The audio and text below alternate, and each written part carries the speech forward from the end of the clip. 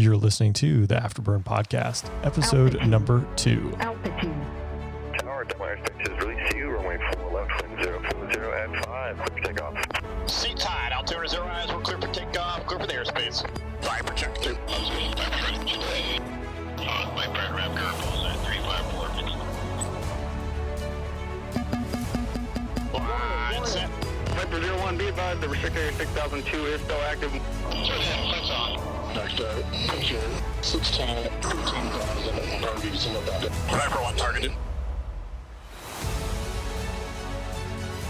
Well, there's always like the right of self-defense, and so that was the first time you're like, well, man, like I'm seeing fire from this thing. I know they just got shot, and I'm trying to coordinate, but then you kind of lose track of where guys are as they start moving into this complex. You're like, I know the bad guy's there, but dude, I don't know if there's 2 Army guys that are now like trying to go attack him. That's the voice of Major Matt Fitty Tucker, the guest for today's podcast. He's currently an F-35 pilot, although he's also flown the F-16 as well as the T-38. He's going to tell us a little bit about his journey in aviation as well as some of the things he's done in the Air Force. But before we get started today, a few admin items. A lot of the feedback I got from the last episode was, I got to wait 2 weeks for the next episode.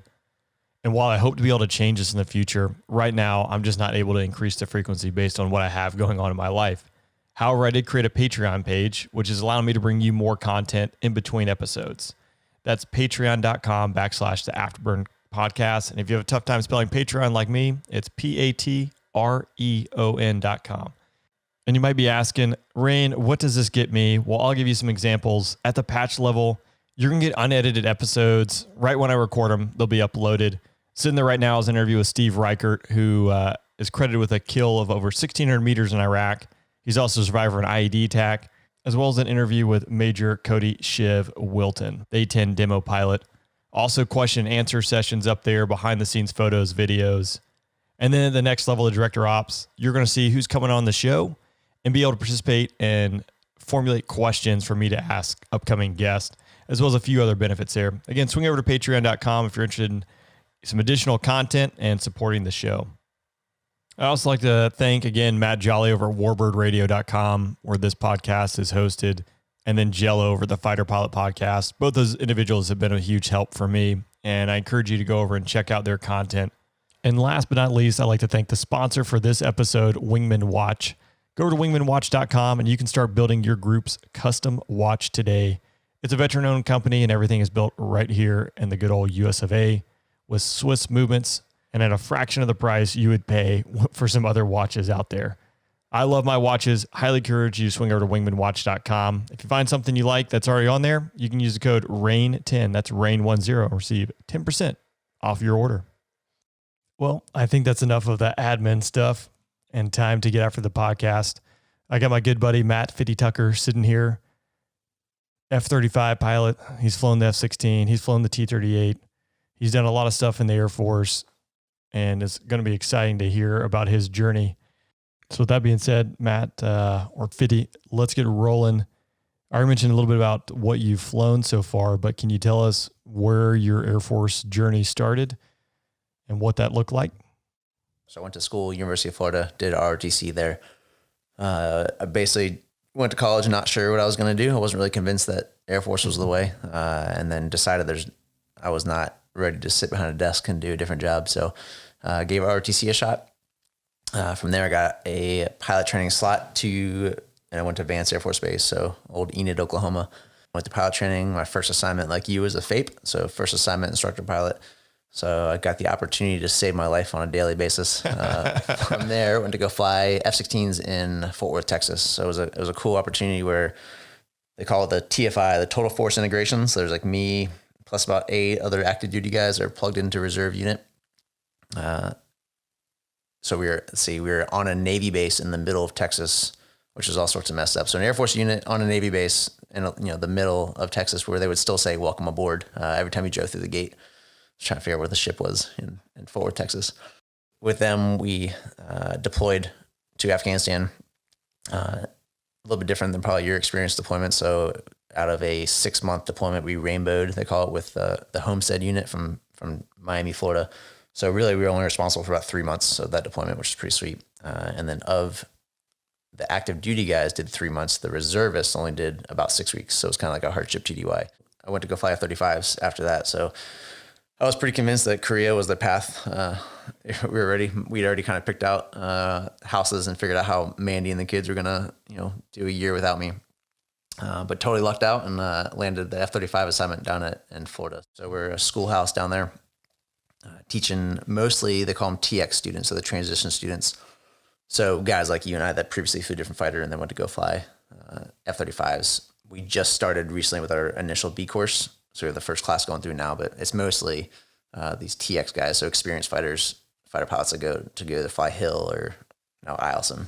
We've done a good job, I think, as a community to kind of break the mold and kind of develop our own like F-35 culture, if you will. And I've heard like the 35 community has done a pretty good job of, guys are like, they won't tie on to like, well, in the A10 we did this, or in the Viper we did this. They've embraced it. So I know that, hats off, like that's got to be a challenge in itself, just to kind of break that mold and figure out how do you fight with this plane. Yeah, it is. And I think we probably learned a lot from the Raptor community. And we kind of knew that, I think, as it started. And you could see it. Early on, there was, the Strike community, there's the Viper community. And we have a lot of Viper dudes that kind of, I think, early on. But yeah, I think generally everyone usually gets ridiculed when you say something like, well, in the Viper we did this, or, everyone's like, oh, really? Are you a Viper pilot? Or are you a F-35 pilot? So, I think for the most part, we've done pretty good. And I think that the next challenge there was, and we can talk more in detail, but the way the F-35 was brought up, so that the operational test was running concurrently with developmental tests. So as opposed to like previous platforms where they would develop a jet entirely and then kick it to the operational test guys to build tactics on it, we were kind of doing things at the same time.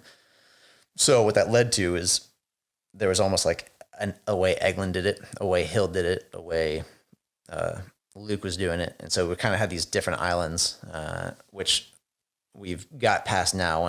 I think part of that was we didn't have a full up weapons school that was stood up yet. They're still kind of figuring that out as well. So once we've established the weapons school where all the tactics kind of fall from, it got everyone as best we could, I think, on the same page. And we're starting to see the blend. So the blend of the culture, the backgrounds, as well as the blending of different bases on kind of like everyone had their own islands of how they did stuff. Which is a good point, because the F-35 got a lot of bad press in the beginning. It still gets some bad press because people want to compare it to the A-10 and doing close air support. And obviously that is not the mission of the F-35. It can do it, but yeah, absolutely. We need to go kick down the door in some bad places. But do you think the fact that those two ran concurrently, the operational test as well as the developmental test, is that why it got bad press, or what factors went into that? I think so. I think, and part of it too is the fact that this plane grew up in like the social media era, where everything was published on a daily basis. Everyone had their own, whether it was like Aviation News Weekly, or everyone had their own kind of like spin on trying to get the latest and greatest on what the F-35 was. And whether you're talking to a developmental test pilot, which was still the F-35 stuff, or you're talking to the operational dudes, you got two totally different stories on where the plane was. Like there's the story came out for a while about how, a 2-bag Viper with tanks on it, whooped an F-35, when really the background behind the story, like, was they were developing the flight controls, and like that F-35 was not full up, we'll call it. It wasn't totally unlocked with all the flight control logic. So they're still running tests on it. Like, of course, like the jet wasn't ready, and it wasn't the goal of that flight wasn't to show off how well the F-35 could do it. They were developing the flight control tests and going through that. So it's been a lot of weird, early on, a lot of press, especially when you go TDYs or go different places. Like everyone wants to ask questions like, why does this thing suck? Why doesn't it do what it says it can do? Like, well, it depends where your source is coming from. Like, have you talked to an F-35 pilot? Have you talked to the guys that are doing it? Or are you just reading what some Joe Schmo's opinion of, what it is? So, correct me if I'm wrong, but like the Raptor, when we got the F-22, we got the F-16. This is a fully operational, capable plane. And different F-35 is, hey, once it's flyable and like we can land the thing, give it to us so we can start figuring out how to best employ it. That's kind of the logic that went behind it, right? And then now we're getting different evolutions and blocks throughout. And it's just been really in the past like 2 years, right, that it's fully operational capable, and we don't have all our planes that are that way, right? Yeah, you bet. So like down at Eglin, we're a schoolhouse at Eglin. The software we're running, we only have a handful of jets that are, I'll call it like the operational tape, that software that can go. It's a mix of software and hardware upgrades. But Hill right now is the only one that's running, and then a couple guard units. So Vermont just got theirs. And as more squadrons are standing up, Allison up in Alaska is going to get them. They're starting the stand up process. But those are only guys with the operational software on the plane. So we've had it for a long time, and there's a strong push to get it to this like initial operating capability, and then call it like it was good enough to go do stuff, but it wasn't like the end result. And if you think about it, so the plane, although it looks like a plane, right? It has two wings, got an engine, it's got wheels. Like it is a flying computer. It's the software on the thing is ridiculous, and that's what makes it what it is. So if you think about Apple or Microsoft, or like when you got your first iPhone, like iPhone 1 is not like it was, the iPhone 11, like a drastic light year difference. So it's the way you release software is like you have the idea of what it's going to get to, and then you have to start somewhere. And like here's block 1, here's block 2, here's block 3, and you got to keep increasing it. And so the end state is that it's an incredible jet. It can do some pretty crazy things. It obviously wasn't there when all the politics, and then of course once you involve politics and money and how things are going, it just gets a weird twist to it. That was one thing I had people on the airshow circuit would always ask, and everyone's like, why does F-35 suck? Why is it terrible? Like, it's not. And I had limited experience flying anything tactical with F-35, but I did a couple exercises. And I was like, I can attest that when we have the F-35 there, like the F-16 is incredibly, it's much more lethal just because of the data and things like that the F-35 is sharing with the fight. It's an impressive plane, and it really has just been an uphill battle because everyone's like, it's terrible at close air support. It'll never replace the A-10. It's like, that's not what it's designed for. I think part of that too, like early on, that was the idea. I was like, well, what's going to replace? And there was something that came out a while ago about like, yeah, it's going to take over for the A-10. And A-10's been unfortunately on the chopping block for like, as long as I've been in the Air Force. You always hear like, it's going away. Okay, actually no, we need it. So I don't know if it was like a politics game or where that leaked, but I mean, yes, we do train to cast, sort of, but that's not what we're built to do. The idea is that you're using the stealth capabilities and all the sensor fusion and the integration to kick down the door of Iran, Russia, China, like those type fights. It's not, although you probably will see in Afghanistan doing stuff. That's not the bread and butter of what we train to. Yeah, contested environments. So environments that are not permissible. You're going to have people shooting stuff that's really advanced from the ground that you need to be able to sneak in there and do stuff. So yeah, interesting to hear your perspective on that and kind of like the background, because I don't think a lot of people know that. And it's an info war and people are always fighting it. It seems like the people who scream about the A-10 are always the loudest. So what was it like going from the F-16 to the F-35? Man, it was different. It's the F-16 is my first love. I love flying that plane. And it's the best fighter out Absolutely. there. But it's good looking. It's hard to even explain. So the flying is, although we're getting flight control logic that I feel like is similar to what the F-16 was. But man, the F-16, like you sit in there and it feels like you strap the jet onto you, like on your back, right? The F-35 is a little bit bigger feel. The cockpit's a little bit bigger. I think that's part of it too. You don't have the bubble canopy. There's a lot of frustrations early on because of what I was used to seeing in the Viper, as far as, I had total visibility all around. You're somewhat limited per se. There's workarounds and things you can do, but so initial, just like getting the plane flying, you kind of early on, it was a little frustrating on trying to figure out how to get the same viewpoints that I had before in the Viper.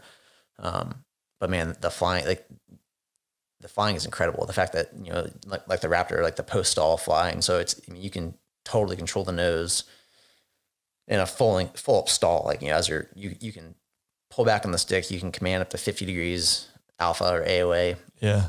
35 degrees is the critical angle of attack. So I can command another 15 degrees on top of that. So I get this nose track, which is eye opening if you haven't seen it when you fight against someone else. So even if you start as like I'll call it counter-offensive, so a defensive-looking position, the ability to get the nose turning around to threaten the dude that's behind you is pretty incredible. Like that thing flies pretty well, and it's got a ton of power. Once you're down low, that thing just cooks. Yeah, that's awesome. I feel like it kind of back to like a Viper, a clean Viper day when you're raging at 400 knots and just sustaining 9 Gs. We're not quite there, But once you get below 10,000 feet, like this thing cooks pretty good. That's the flying aspect. Like, so I really enjoy flying the F-35. I think I probably enjoyed just like the pure basic of flying the Viper probably better. I mean, it's like kicking out like the, 60 Chevy in your garage. You just crank the thing up. It just works. But man, as far as the amount of information that the F-35 gives you is unbelievable. Like, you go to these large force exercises where there's 80 jets flying around. And in the Viper, man, you would think skinny, right? You had your foreship that you would kind of go, man, I see a lot of stuff on the radar and I don't really know who's who, as you're trying to figure it out. And in the F-35, I mean, you just show up and it, like the jet just knows. It just IDs things. It tells you where the good guys are. It tells you where the bad guys are. When we fly formation in the F-16, we're a mile to a mile and a half apart, right? So you're 3 to 4 miles from like the two outriggers as a foreship. Yeah. In the F-35, we're, 60 to 80 miles apart. Like you don't see your wingman, but you have all the information from his jet. You look out in the helmet, you can see where he's at. So you have instant SA on what's going on around you. So that was probably the biggest eye opener early on to me. It was just the amount of information that this jet just gives you is nice. It also really sucks when you lose that information because like in the F-16, I remember like you would build your SA, right? You had these bullseye maps, that would show you like the layout of the airspace and you know where the terrain was, where your targets were. And you had all these pictures of stuff. Well, in the F-35, all that stuff's sort of, I'll call it sort of done for you by the plane. So you don't have to spend as much brain bites building this mental picture of where things are. So when that stuff goes out, every once in a while we have, displays, whatever, like it's an instant SA dump. And you go from like King Kong of the world, knowing everything to like, dude, you were lost in the world. Yeah. You're just a supersonic Piper Cub. Exactly. And you're by yourself, right? You're 80 miles away from your wingman. So you're like, oh, this is not good. Yeah, out there alone and afraid, not exactly where we want to be. Well, to shift gears here just a little bit, you did a deployment to Afghanistan, the F-16. Can you tell me a little bit about that and your experience there? It was good. Like I said, again, it was like kind of a hardship TDY. It was only 3 months long. We were in Bagram, so kind of like the northeastern portion of Afghanistan. Yeah, and for those who aren't familiar with Bagram, I mean, it's surrounded by mountains. So the environment is completely different than anywhere you ever flown before. And now you're going out there doing the mission, loaded the plane out with weapons, lives are on the line. It is a different environment when you step out the door to go to war. No, yeah, it's definitely different. It's like you said, when you start putting real weapons on the plane. And I think the weird part too is, and I say weird, the interesting part was the fact that we were basically doing support of like task force guys, so like the special ops army guys, and they were on base with us. Well, they were basically across the runway. So we would develop a personal relationship with these guys. You'd meet the guy that you're about to go on a mission with and talk to him on the radio. And so it adds a little bit more, I guess, realness to it when, as opposed to just being a voice on the other end of the radio, like you knew that was Mike that you met at the chow hall. When you're eating dinner with him, like, making jokes and being funny, and then you hear him on the radio and you can hear the stress in his voice or whatever. So it just adds, a little bit more realness to what you're doing. Yeah, it's a whole nother dynamic. I mean, there's a face with a voice and you just brief with them or you ate dinner with them. So did you guys like usually brief with them or you just like a telephone call? I know because there's some logistics to getting over to the other side there. Yep. If there was a higher emphasis, like mission they're doing, sometimes we'd be able to brief like the day prior or kind of get read into some of the stuff they're doing.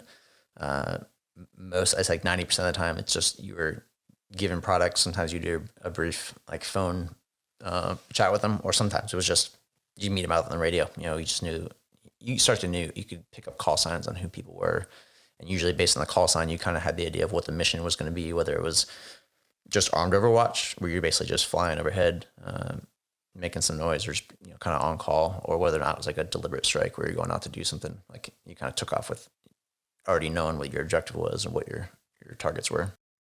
At that point, were you guys doing a lot of HVI, high value target or high value individual, like surgical type strikes, or was it mostly armed overwatch, or was this a smattering of different mission sets? Yeah. So I'd say it was definitely a mix. I'd say a lot of what I flew was this armed overwatch, or you're just basically airborne alert. Just you're kind of holding burning circles in the sky, waiting for something to happen. And then you'd be the quick response time while they sorted out, the rest of the firepower. But so it was a mix. It was a mix of just launching and being ready, or going out with guys that were either like clearing. We even joked about like we even had a mission once where the food facility that was next to Bagram, a lot of stuff was flown in, but a lot of stuff was trucked in. And so they had an issue where they had a bunch of riots in this food packaging facility, which was limiting what food we were getting at Bagram. Like it really cut back to what they could get in there. So in the meantime, they basically started these, it was almost like a riot control team. You know, they would go out with like all their Humvees and and they would basically roll through this thing to just show presence to kind of, because once we showed up, whether it was dudes on the ground or just making noise, like everything would kind of break up and go away. But, you know, the locals couldn't control it when, you know, these people started rioting in the streets, which affected our ice cream and our eggs for breakfast. So, I mean, we had a couple of times where we did armed overwatch for these guys that were just going to run patrols through this food packaging facility, or basically like a complex where they would just truck stuff in. So we would do that. We make some noise over that. It would scatter the riots, and then they would fill the food trucks up and bring it back to Bagram. So it went from like, no kidding, targeting where we're going out, knowing we were going after, like you said, like a high value individual or someone they've been watching for a long time, all the way down to just, you know, making noise over top of trucks to keep those dudes safe as they did their patrols. What was the feeling going from hanging out, burning holes in the sky to getting called in, shifting gears? It's usually like 90% of it's all like boring, benign stuff. And the like 10% of the flying is like adrenaline through the roof. Yeah. Especially when you had, we'd have, they call them vols, like vulnerability periods where you have to fly for, 6 to 8 hours. So you're like on hours, 4 or 5 or 6, and you've hit the tanker, 15 times. You're just trying to stay awake. It's 4 o'clock in the morning. I was on the night shift there, which was good and bad. It was nice because it was not hot during the day, but it was also kind of sucked because it was always dark, when you flew. So, you're trying to do stuff to keep yourself awake. You're going to the tanker a lot. You're talking to your wingman. You're just kind of touring around Afghanistan. And then out of nowhere, all of a sudden, something would pop up. And you have to go, like you said, like 0 to 100 in about 10 seconds. And so a challenge, I think for most guys too, is to go from like, how do you mentally deal with that? Like, how do you go from just like, like, how do I stay awake doing fun, funny jokes or tricks to, holy smokes, guys are getting shot at. Like, how do I get back to this, being this professional aviator and break, and like you said, not get spun up, especially when you're talking to a guy on the ground. You can hear his voice that he's panicked or he's amped up too. You can hear gunshots in the background. And then you have to find a way to be that voice of reason in the air and kind of slow things down. Those guys are pretty good at what they do in the ground, but sometimes they're getting shot at and they don't know where from, and they're calling for airstrikes and they want you to freaking blow everything up. And if you step back from it and go, that's probably not the smartest thing. We probably need to, how do I support him, but not also, just demolish a bunch of civilians and, other stuff in the process. So it was interesting, like kind of mental gymnastics on how you go from like being tired, being, just quiet night to all of a sudden like, holy smokes, we're in the middle of a firefight. How do I objectively like calm this guy down, give him the firepower he wants and not, do stuff that we shouldn't be doing. Even just getting to where you need to go, like that's a challenge in itself, right? Yeah. You mean like around the country? Yeah, around the country, and like finding out once you get a retasking, like who are you talking to? How are you getting there? Yeah. Who else is there? I mean, there's a lot that goes into that, right? Yeah. Because and that we saw, like we would also sit alert on the ground. So depending on what was going on that night, you could be like on a 15-minute alert or 30-minute alert or an hour alert. And that was just basically your response time from when you get the call to when you should be airborne. So if you're on like an hour alert was kind of more chill. You could not be dressed and ready to go because an hour is kind of the normal pace to go take off. But once you get into like the 30 minutes or 15-minute alert, you're dressed, ready to go. They literally, we had a cowbell in the squadron. So you get a phone call and like the guy sitting at the desk would start ringing the cowbell. And that was your signal to, and it was literally, you'd run to the jets, you get it started as fast as you could. And, you'd have to, it was simple stuff like you had to make sure you're strapped in before you took off. Like you're so amped up that you'd forget to do stupid stuff. And then you have to fly across the country, with the speed of heat, find the tanker somewhere. And then, like you said, go through all like who am I talking to? And you can't just go rage into the middle of this fight. There's usually guys in the stack above you, whether there's Predator or UAVs or helicopters down low. And so you had to like really pause for a minute and go, okay, like, the whole, cliche, like, slow is smooth, smooth is fast. Like you have to slow things down because otherwise you're just going to totally, hurt someone or yourself. So like you said, like trying to figure out, what radio frequency do I get on, which is a huge, you can be watching the fight and not know where he's talking to, and whether it's secure radios or if you're on SATCOM or, all that stuff, and then try to figure out who's above you, who's below you. And then trying to figure out like who are the bad guys and who are the good guys, like there's just nothing but tracer bullets going back and forth. And you're trying to figure out, and just doing, you play the telephone game, or when you're a kid, you pass, he says, she said, whatever. So there's a guy on the ground that might be talking to a guy, on SATCOM who's talking to, the MT-12 guy who then relays the message to me.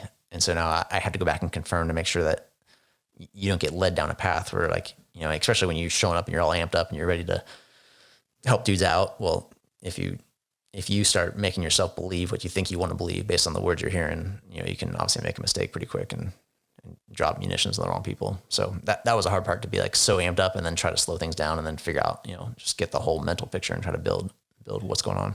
Yeah. So how do you think you get to the point where you're able to go from basically idle, even though you're cruising around 300 knots, to running 1,000,000 miles an hour, thrown into a firefight, able to orient and figure out what needs to be done and how you can affect the fight? Because it's not just combat where that's applicable. I think that skill set at its core is applicable to most people, being able to orient into a situation that's dynamic and challenging. Yeah, the training aspect is huge. I think in general, we do a pretty good job of, when we get spun up for deployments, like doing exactly, just repetition of the same stuff over and over again. And then at least for us, especially in Fort Worth, we had a lot of really experienced dudes. Most of them are reservists that have been doing this for 20 years. So I really hung, I guess, my tactics and my skills on stories I heard from the guys that went before me, even guys that were there with us that had done it before. So you really kind of lean on those guys and you listen to their pacing and how they do stuff. Like, when we showed up, we did a lot of training, but then I showed up day one to Afghanistan. I'm like, here, my first deployment, that was my first time out of the U.S., besides going to the Bahamas as a kid. Yeah. So it's a lot going on. And so like you're all amped up and you're ready to go. And then you start, I think probably one of the biggest lessons is like, never miss an opportunity to shut your mouth, and so you kind of show up there and you have to know, like, yes, I want to be at the top of my game, and I have to believe in my mind that, I'm the best pilot in the world, doing what I'm doing.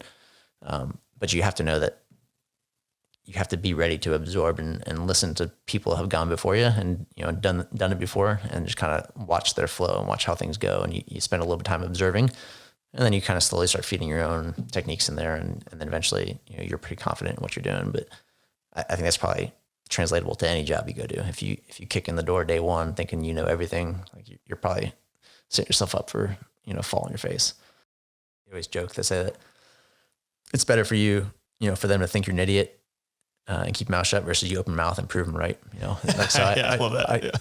I subscribe to that wholeheartedly. So my mantra, I think, is like the first 6 months anywhere I go, I'm always just kind of quietly observe, figure it out. And you learn, I think you learn a lot more by keeping your mouth shut. And same thing, you still do what you're going to do. And you still, fly your jet and do all that stuff, but just by showing up there. And like from that type of lesson, I learned, like watching some guys I wholeheartedly respect.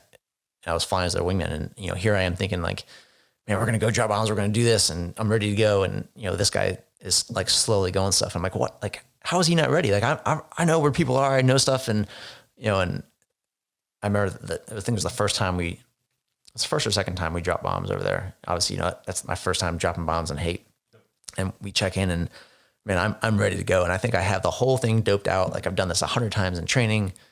I have the picture figured out, and the guy I'm flying with is, again, super experienced. And I'm starting to like almost not question what he's doing, but I'm like, man, he must be off his game. Like he doesn't have the SA based on what I'm hearing on the radio of what I think I have.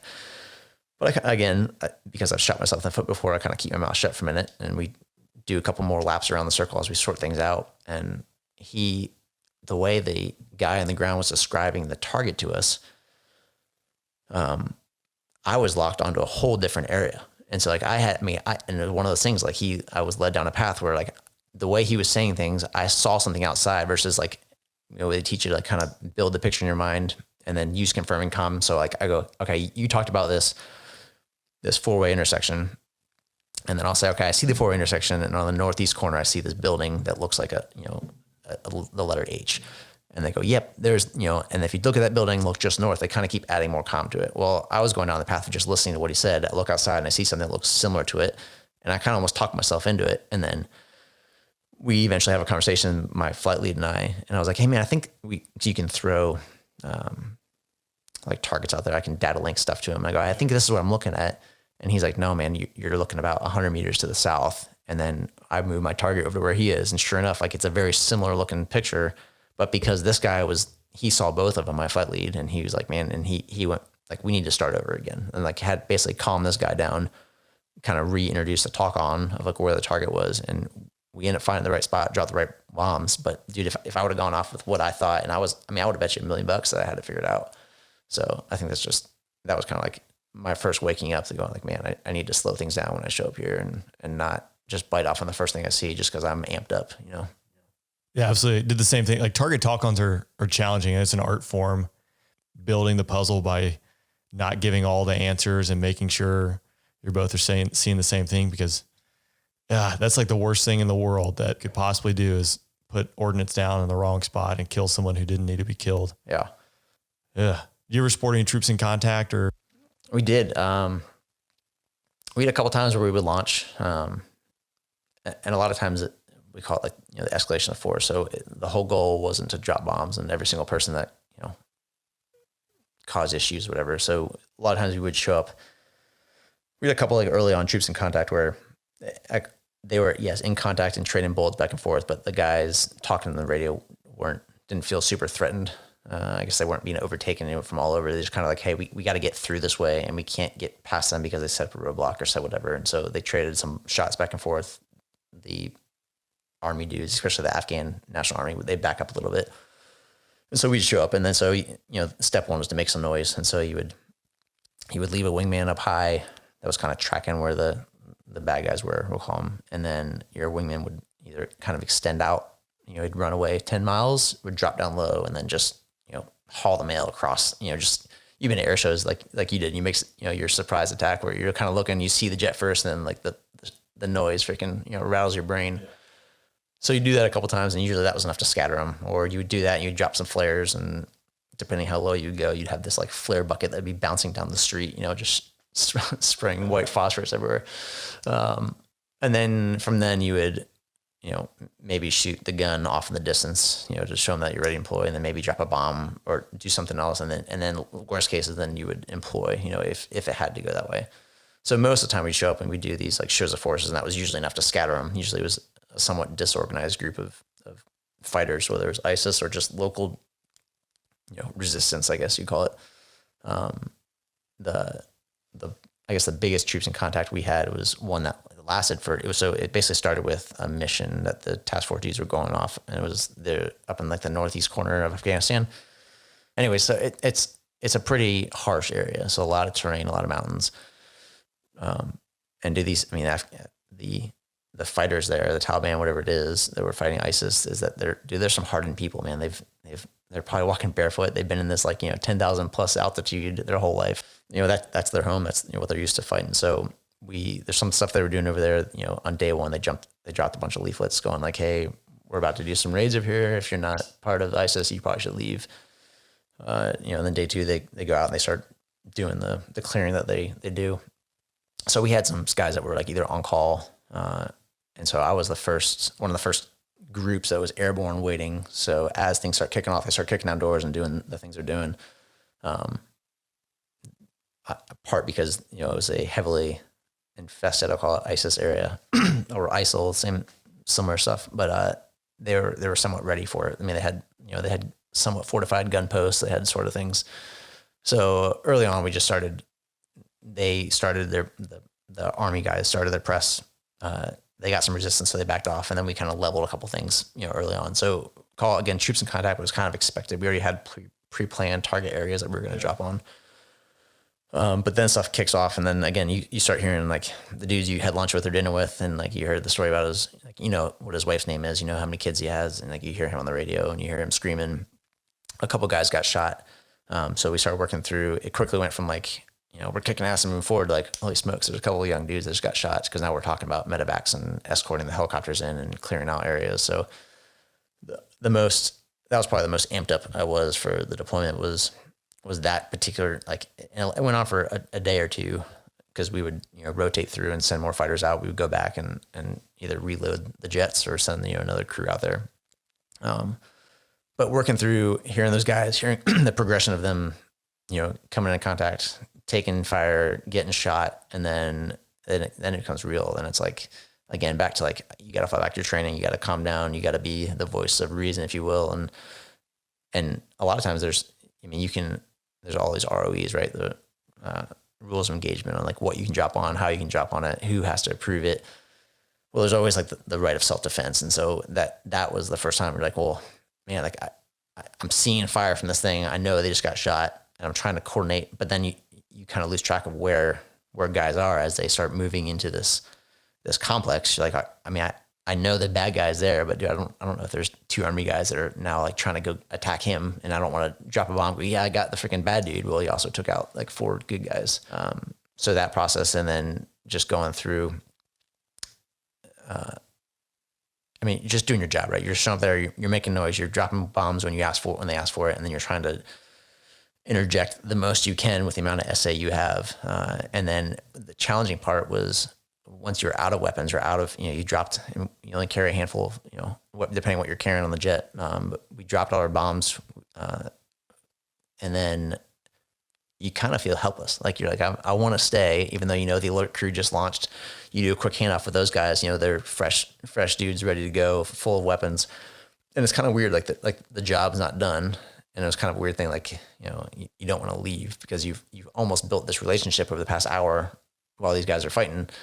And now you're like, well, I'm not ready to go home yet. I still want to help, knowing that you really can't do anything. So you don't have your weapons left, and you're running low on gas. You're trying to find a tanker, and you're really just more of a hindrance at this point than help.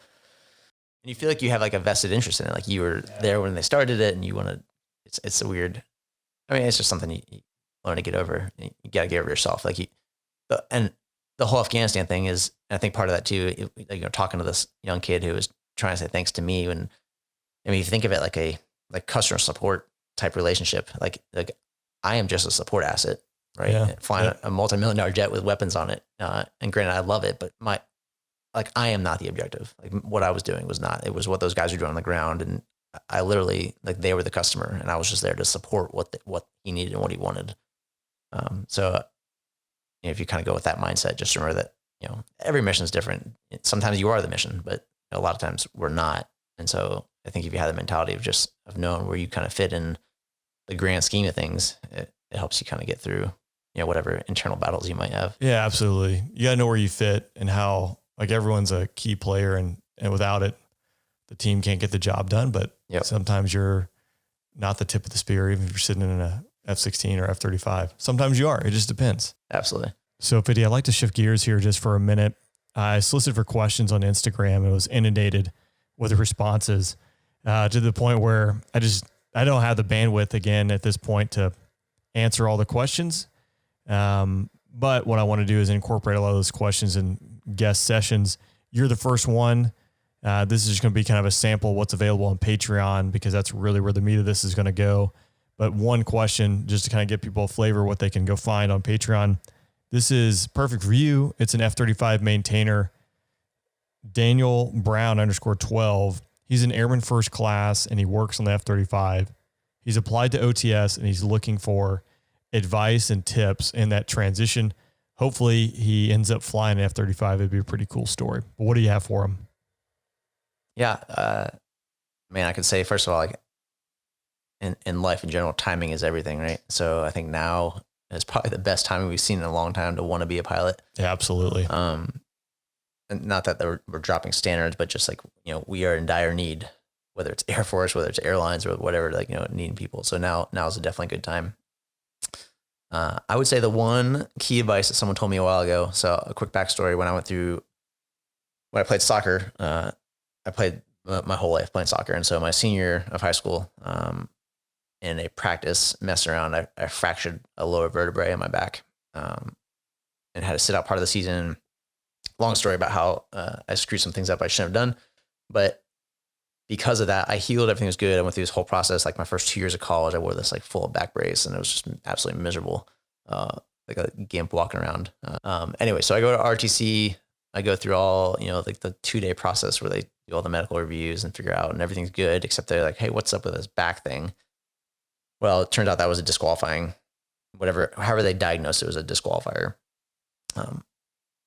Part of that was when they took my civilian medical records and they transcribed them to my military ones, there was a bit of a transcribing error. And so the condition I had wasn't necessarily the condition they transferred over. It was similar, but it was way worse than what I actually had. So because of that, they went through all this waiver process, and I ultimately got denied. Like, you cannot fly, like you're disqualified. And it was almost to the point where like I was disqualified from even commissioning the Air Force. And this is like my junior year when I'm expecting to get my pilot slot and do all this stuff. So it was kind of crushing early on. And I got to the point where like, man, I don't know what I'm going to do. Like, I've already like fully committed to this, that, I'm not going to be a business major anymore. I want to fly. I want to do this. And the first answer came back was like, no, you can't do it. And so I was really crushed. My dad actually was the first one that was like, well, what's your plan? What do you want to do? Like, well, I really want to do this. He's like, well, then keep going. Like if you accept no as an answer, like it will be, that door is forever shut.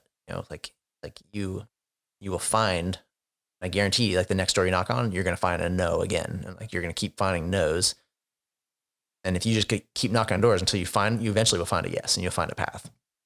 So he was kind of my corner, and long story longer, we ended up I had to go to my state congressman and wrote a letter, the whole deal, explaining stuff. Because at that point, I mean, there's a lot, I was just a number to the Air Force. It didn't matter. So I go to the congressman and I tell him the whole story. He goes through, and I end up getting a congressional waiver, which was kind of crazy. And that got me reinstated for them to at least look at it, and I ended up getting a waiver. And so it took me about a year of just knocking on multiple doors, getting multiple no's, and every no you get is just motivation to keep going. And to me, it ended up being awesome because it really drove home internally like what I wanted. There's a lot of things in life, knowing what you don't want to do is almost as important as knowing what you do want to do. And so I knew I didn't want to not be in the Air Force and fly. And so that it really drove home like that was the path. I'm going to find someone to say yes and find a way.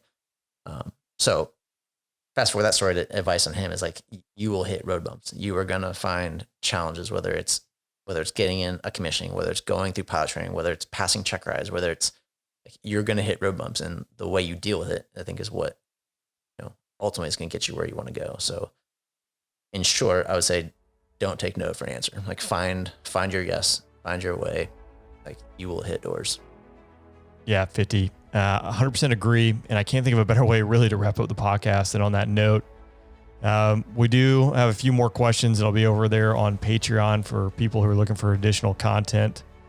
But you're right. Like life is going to throw you curves.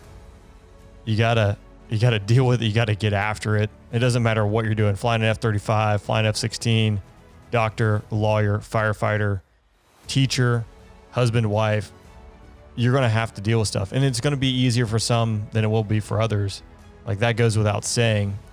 But you do only get one life. So I think it's important to get after it. Hopefully you guys enjoy this podcast. Again, hit the subscribe button. Leave me a review there. That definitely helps me out. Lets me know to keep doing this thing, or man, maybe I should wrap it up. But if you're looking for more content, again, go check out Patreon. A lot of stuff up there. And I'll see you again in 2 weeks. Until then, don't bring a week.